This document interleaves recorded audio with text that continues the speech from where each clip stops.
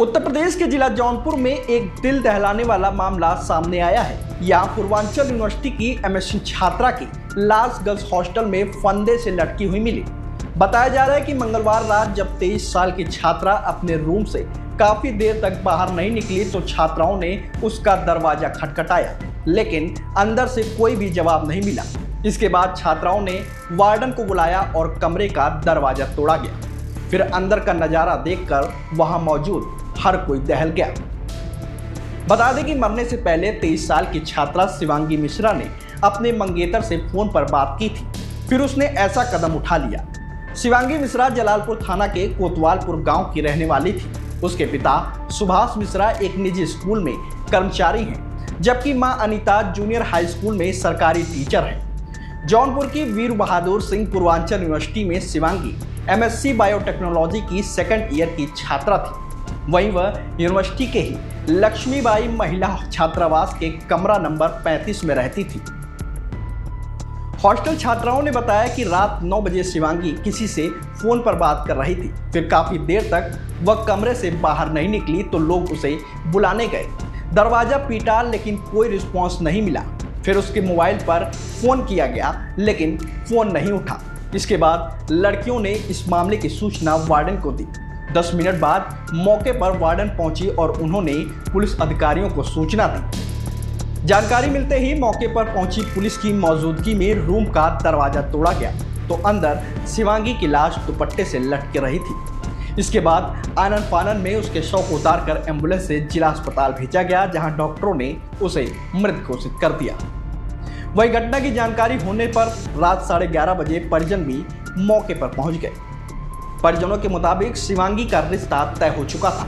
इसी साल नवंबर महीने में उसकी शादी होने वाली थी। जब पुलिस ने शिवांगी का मोबाइल चेक किया तो उसने आखिरी कॉल अपने मंगेतर आकाश को ही किया था। परिजनों का कहना है कि शिवांगी होली में घर पर आई थी। एक दिन पहले भी उससे बात हुई थी, तब तक वह सामान्य दिख रही थी। वही शादी शिवांगी की मर्जी से ही तय की गई थी। उसका आकाश से कोई झगड़ा नहीं था।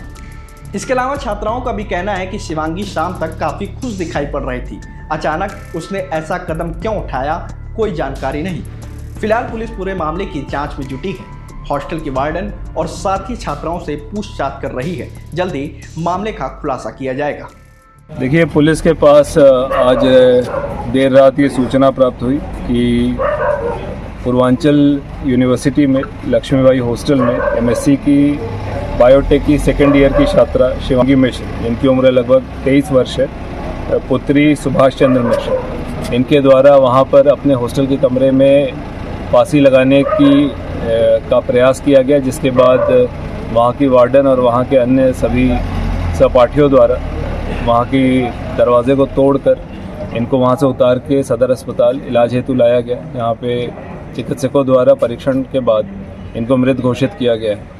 इस सूचना पर परिजनों से प्राप्त सूचना के आधार पर पुलिस द्वारा पंचायतनामा तथा कल डॉक्टर के पैनल से वीडियोग्राफी में पोस्टमार्टम की कार्रवाई की जाएगी।